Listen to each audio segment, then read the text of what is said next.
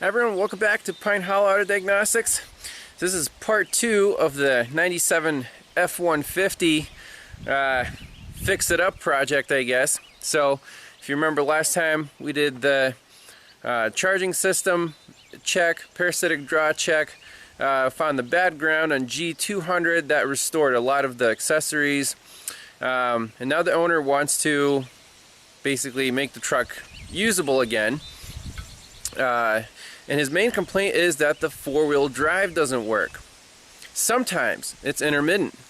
And then he also said that sometimes it just stalls out when he's coasting down a hill, kind of runs rough. That problem I already figured out. Sorry I didn't record that. But I noticed that the truck was misfiring, had a single cylinder misfire. The fuel trims on bank 1 were like 20%, and bank 2 they're about 5%. Okay, so we have, in the Fords, they are very reluctant to set the check engine light for misfires. Even if you go to mode 6, the test hadn't run yet because the battery was disconnected and he just drove it here like a mile. So basically, hey, is the misfire in bank 1? Let's do a simple old school cylinder drop test. And on this thing, the easiest way to do a cylinder drop test is while the truck is running, just disconnect the injectors one at a time.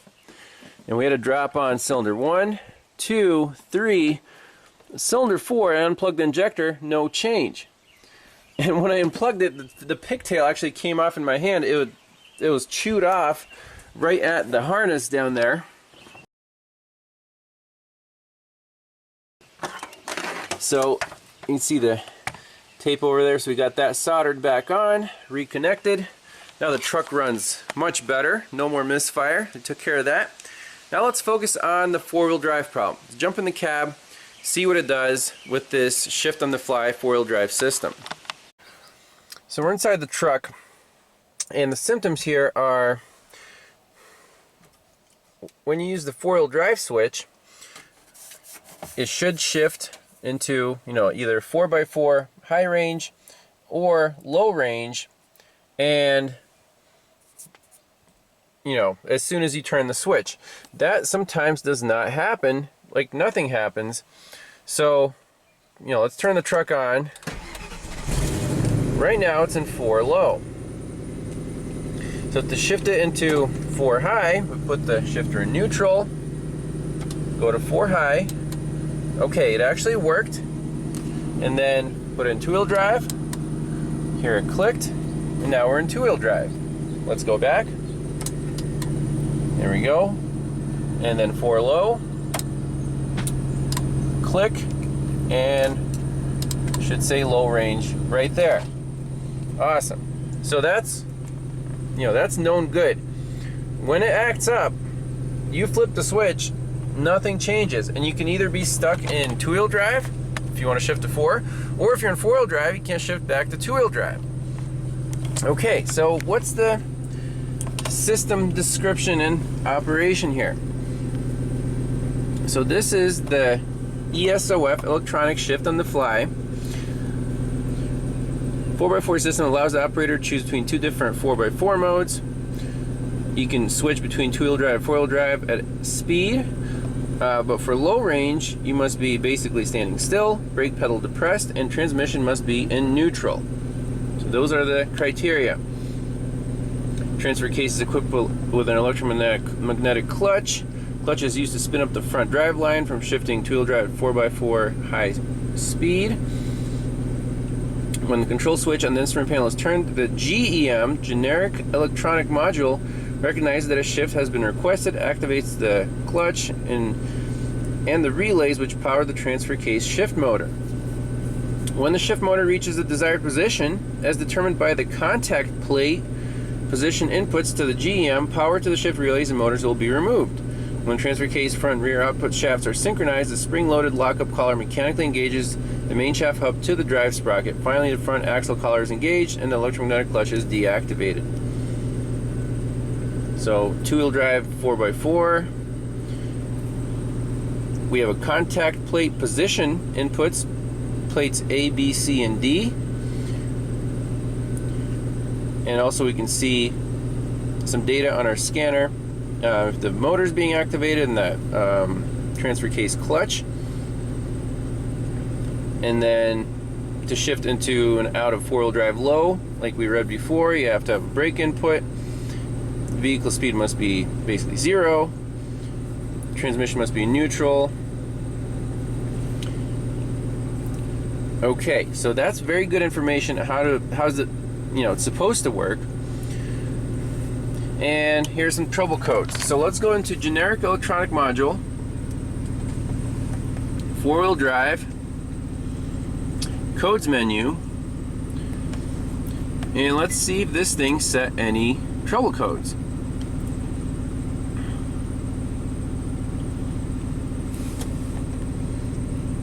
So it's setting a P1838 transfer case shift motor circuit fault. That's stored in memory.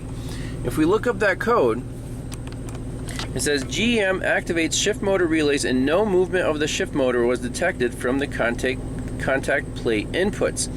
So if you just see this code, you might say, hey, my transfer case motor's shot, this truck has 200,000 miles, replace it. Not so fast. We have to do a proper diagnosis, because obviously if you replace the part, I don't think this truck is going to be fixed. So we need to actually look at the wiring diagram for this thing.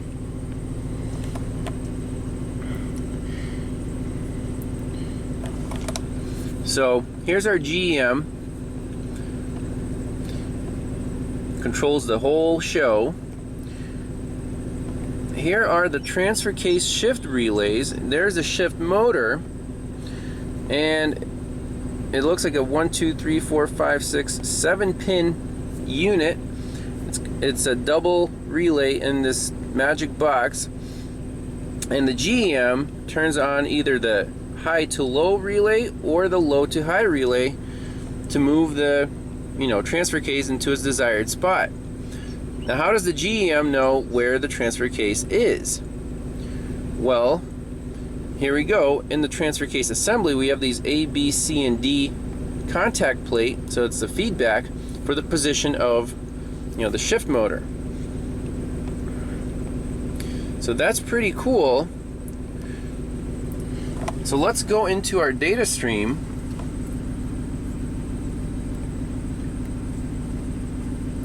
Four by 4 data, and here we have a fairly comprehensive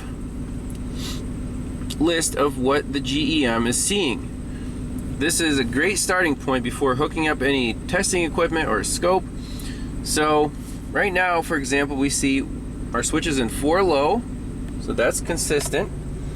Now if we move the switch around, it won't necessarily shift, but we should see the switch position change. So that instantly tells us that the GEM knows what the request is. Now remember, the code said shift motor circuit fault, right? Well, how does it know when the motor's moving? We have these plate A, B, C, and D. Right now it says closed, open, closed, open. Shift motor, clockwise and counterclockwise, these are both off. So that means, in this case, the GEM is not energizing either of these relays. If it turns one on and goes clockwise, it'll say on the scanner.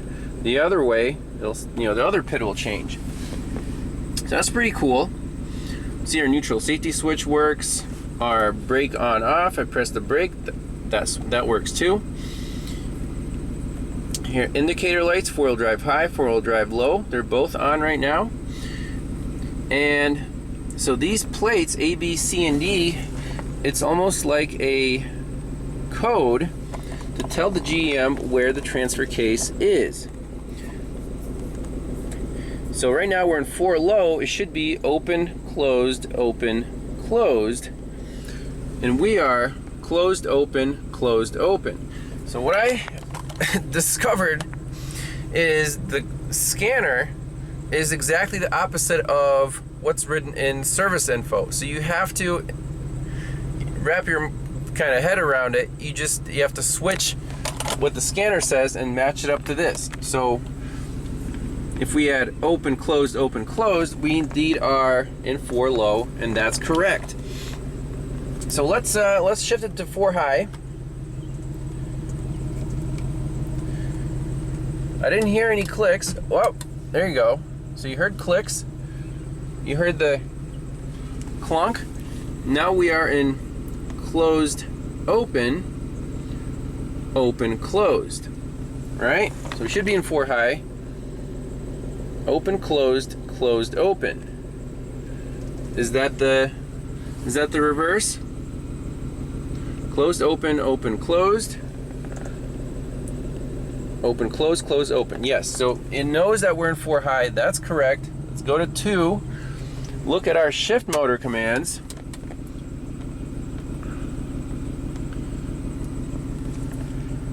So we should be in 2-wheel drive now. Open, closed, open, open. Closed, open, closed, closed. So see, it's the opposite, but it did the right thing. Everything worked. So let's go back to 4 high.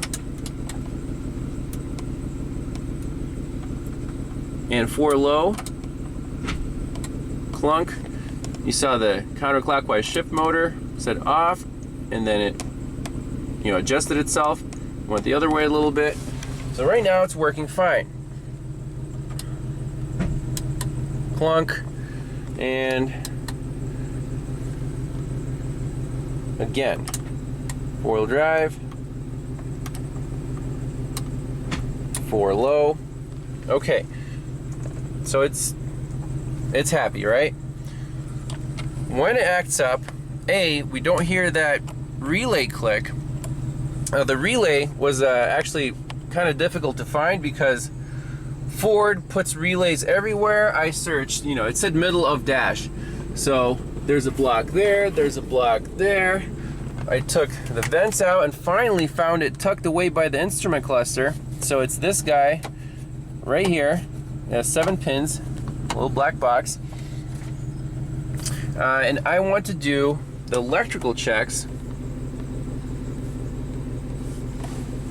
at this relay.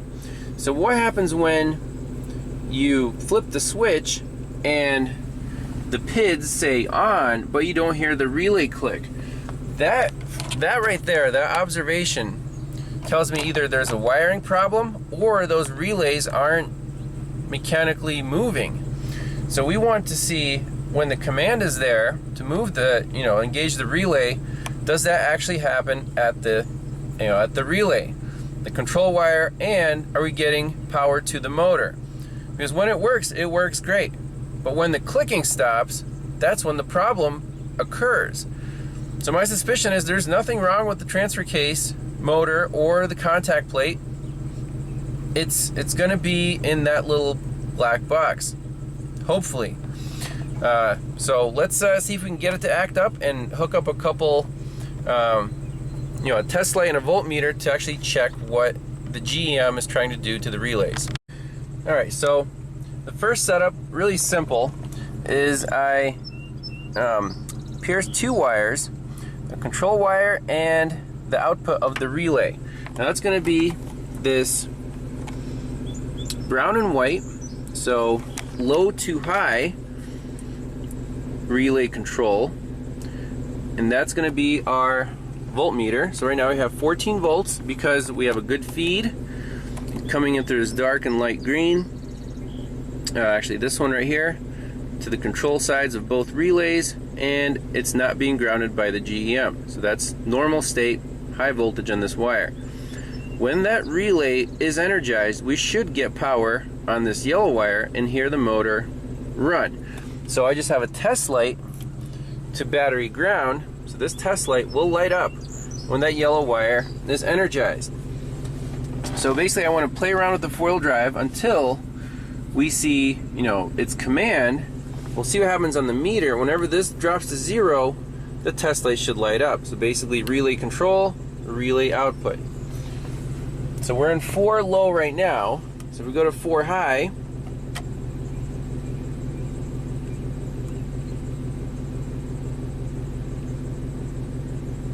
nothing happened.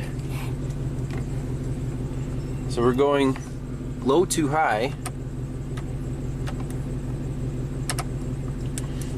And if the truck notices a problem, it will disable the four-wheel drive system, as in it'll just stay where whatever it is and not do anything. So for example, right now we're in this open, open, closed, open state. What is that? So on our little chart, you have to reverse these. It's going to be closed, closed, open, closed. We are at the right mechanical stop. We're past 4 low, and the truck is basically, you know, went all the way past 4 low and got stuck there, and now it's disabled. So to reset that, you got to turn off the key, turn it back on,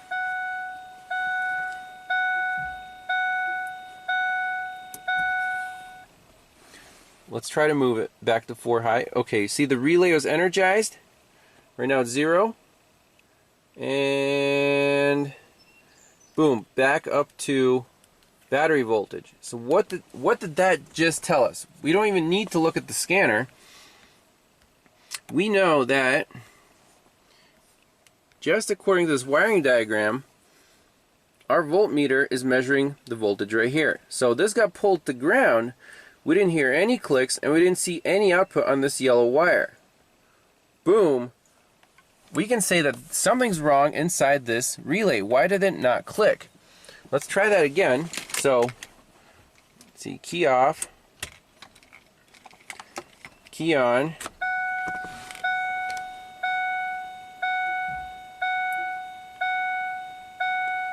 And if I press the brake pedal, and now, look at that. It's trying. There you go, boom. You saw it bump. If we go back to 4 high, so that was good. And back to 2 high. So it worked that time. You saw the light up, everything's happy. Back to 4 high.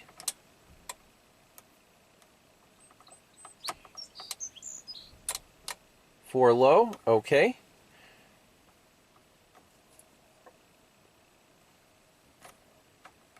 And now it's stuck again because when that relay was energized, we did not see our light come on. Very interesting. Very cool symptoms. Let's try cycle the key on and off again. Press the brake. Drops to 0, that light should be on. What if I tap the relay box? You see that?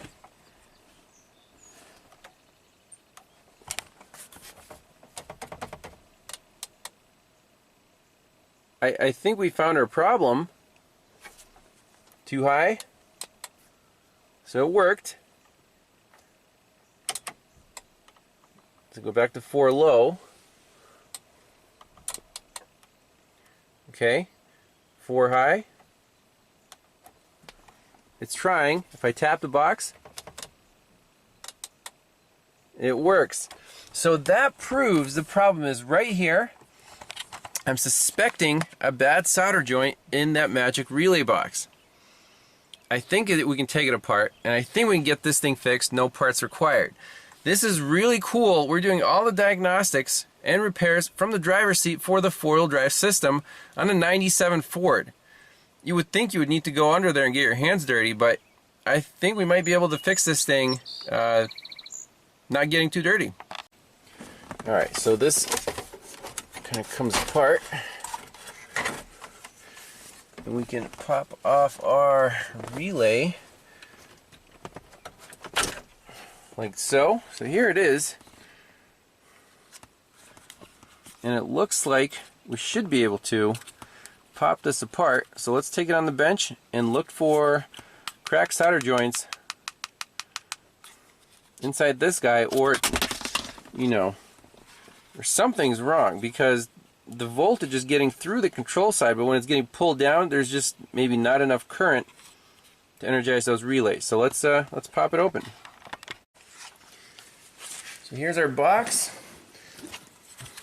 Let's just gently see what's inside.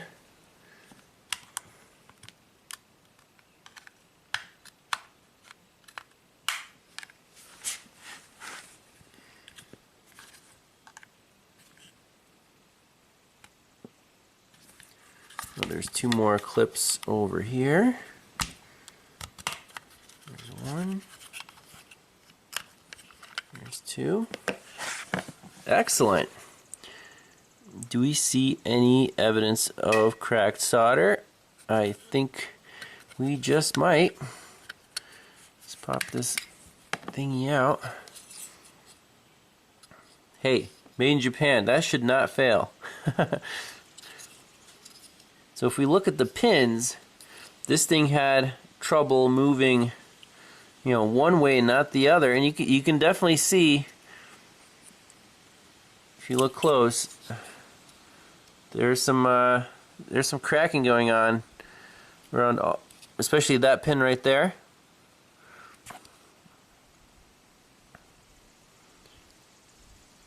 So we just need to reflow all these, and this thing should be as good as new. This is amazing. So on the bench, we have our double relay, and I know, nerding out a little bit, but I want to pinpoint the exact solder joint that's causing this problem. So take a close look at the solder joints. I actually marked up the board based on our wiring diagram. So we are just worried about the control side. This relay, when it's not clicking, the truck is throwing the code. So the control side consists of this dark green, light green wire coming in, and then the 2 control pins coming out to our GEM. So 3 wires. Here they are. So I have the power supply on the feed. That's this guy right here. So the feed comes in, and then goes here, here, and here. There's 2 resistors on the back side, and the resistors actually tie the feed to the control pins. The brown and let's see here, brown and white wire. That's the one we were on the truck. When that gets grounded, we didn't hear a click. There's also the orange and light blue. That's for the second relay. So right here, I marked it brown. So this pin gets pulled to ground. We didn't hear a click. When the orange and blue pin, this guy gets pulled to ground, I think we're okay. So the transfer case can only go one way, and it couldn't go back and set the code. So what are all these other pins on the feed and the control? Well, that feed, it goes to the resistor. So when the GM pulls down the control wire, we get some current through the resistor and some current through the control side of the relay. So basically, from the feed to this pin right here, that's one control, and then from the feed to this pin right here, that's the second relay control. So my theory is we'll get this thing to act up on the bench, and the bad solder joint is going to be either this guy here or this guy here. So we're still seeing a voltage because the resistor is still good. When we pull it down, we don't hear a click, so there's no current going through the control side of the relay. So let's demonstrate that. Here's our voltmeter, and it's tied into the control side, the suspected bad relay. When we ground it, we hear the click, and our voltage goes to 0. Now if we keep doing that,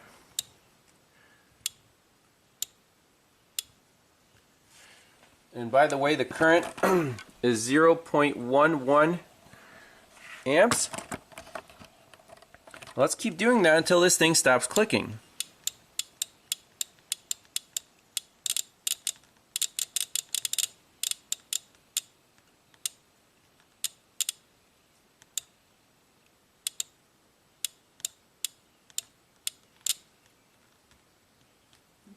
Okay, no more click, right? Ground, take it off, ground, no clicks. And look, we're down to 0.02 amps. Bingo! There's no current going through the control side of that relay. Let's try the same test on the other side. Again, we have 0.11 amps.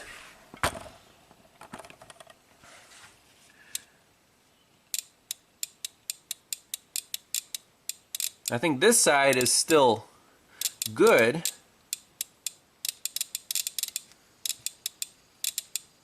We can leave it on for a little bit, let it warm up. So going into four-wheel drive seems to be okay, but both relays activate, to fine-tune the transfer case motor, and if it overshoots, you're done. It can't move back. Let's try the other relay now, cool down a little bit. There, I didn't even touch it and it clicked.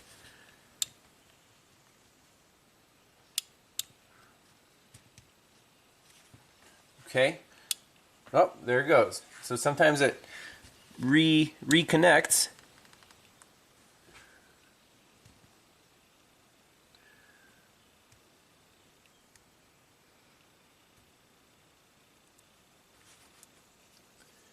So is it going to be this joint?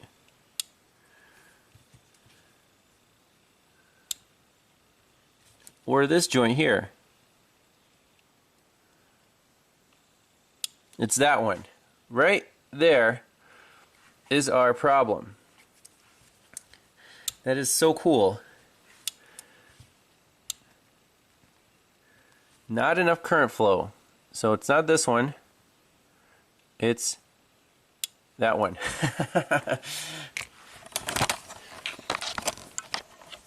That is really, really awesome. So let's reflow all the solder joints now that we got our nerdy testing out of the way. Put it back in the truck, and customers should be very, very happy about this one. So let's go ahead and reflow all these solder joints. Let's see how fast this thing heats up.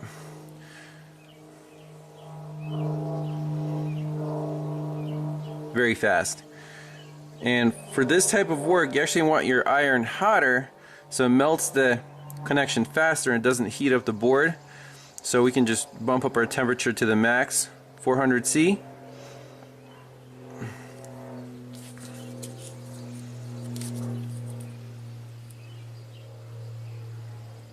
Alright, we're good to go. And we'll just do all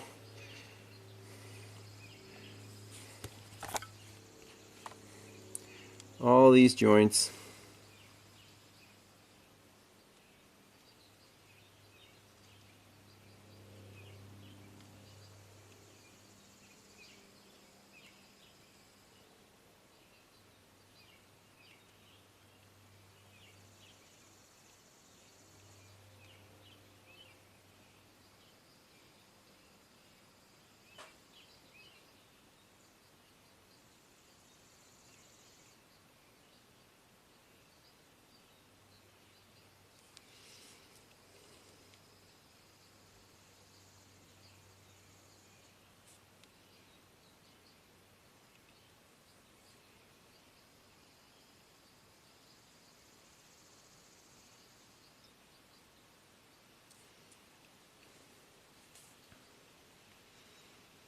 Some of these look really bad, but only that one was causing the problem.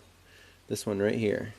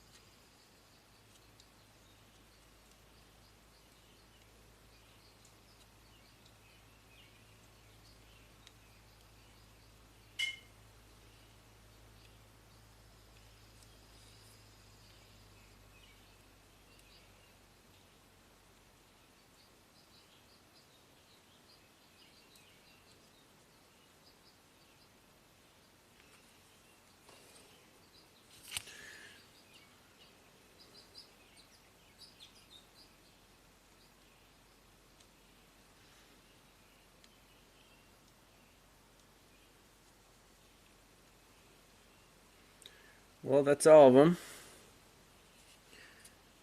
These two are not used. That's it. Let's plug it in. We do another bench test, see how it works. Alright, checking that same relay. Nice solid click.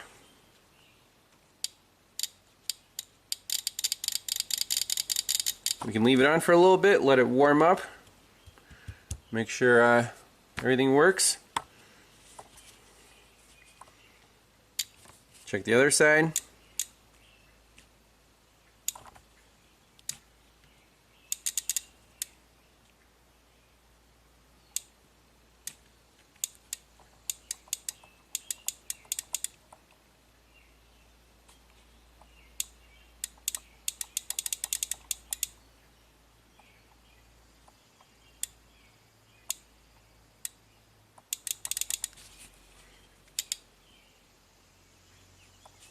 I think this thing should work perfectly. Alrighty, relay's plugged back in. Let's turn the key on.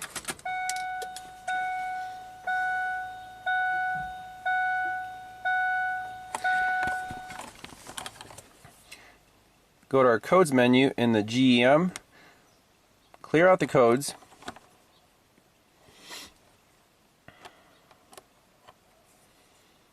Okay. Make sure we don't have any codes stored. No codes present. Excellent. Let's go to data. 4x4.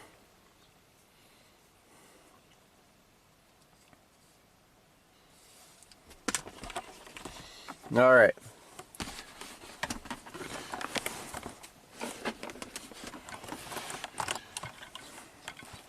So let's play around with the four-wheel drive. So we'll just put it in neutral without even starting the truck.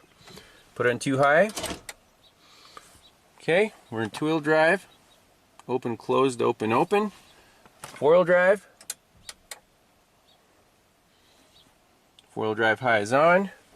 Brake pedal depressed. Four low. Boom. Instant. It works. Closed, open, closed, open. Let's go back. And back again.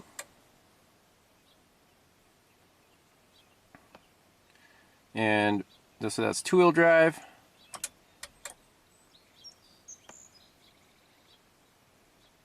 Four low. And that's a fix.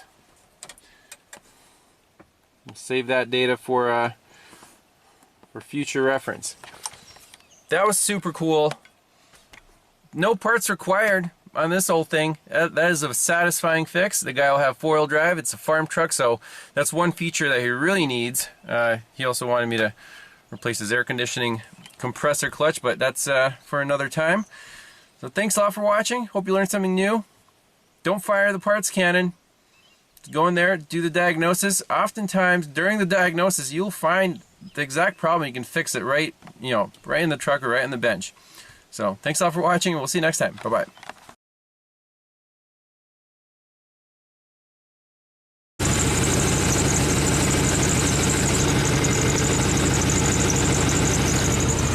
Little bonus footage. Got the air conditioner working. Again, no parts required. This truck is amazing. Actually, negative parts required. This is a 1mm shim. So the clutch on the compressor is just weak. The coil was still continuous, but it wasn't pulling the clutch plate to the disc. It just wear and tear. The gap was too big. I just took out the only shim in there. It works perfect. No scraping. The clearances are appropriate. Didn't need a recharge. This thing blows ice cold air. Mid-40s. No problem. Four-wheel drive works. Make sure our four low works. Beautiful. This truck's ready to return to the customer. No parts required. So what? We soldered or crimped on a new ground. Soldered a joint in the 4x4 relay and took out a spacer, a shim on the AC compressor clutch. I'm really impressed, but most of the time was diagnosing the problems. The repairs are very straightforward. So again, these are the most satisfying types of repairs, especially on older vehicles. You can at least half the time fix them with no parts required. It's beautiful. So hope you enjoyed that one. Thanks a lot for watching, and we'll see you next time. Bye bye.